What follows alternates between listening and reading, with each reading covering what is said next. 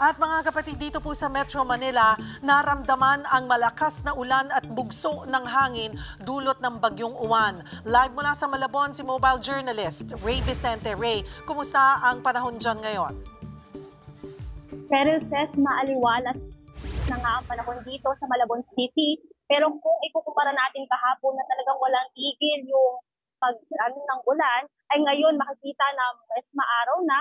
Pero kahit ganyan makikita nga dito sa gilid ko na nagsasayawan pa rin yung mga puno dahil nga ramdam pa rin talaga yung malakas na hangin. Pero kahit ganon, yung mga ilang residente natin na lumikas dito sa Tinejeros Elementary School, ayan, ay pinili na bumalik ulit sa kanilang tahanan dahil wala naman daw silang nabalitaan na binaha yung mga kanilang bahayan.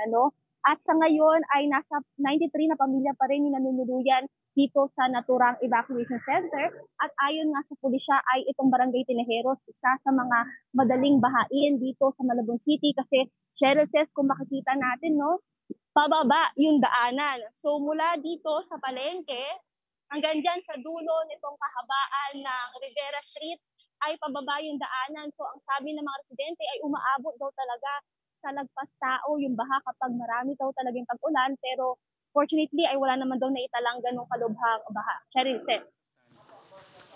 Alright, maraming salamat Mobile Journal, Ray Vicente.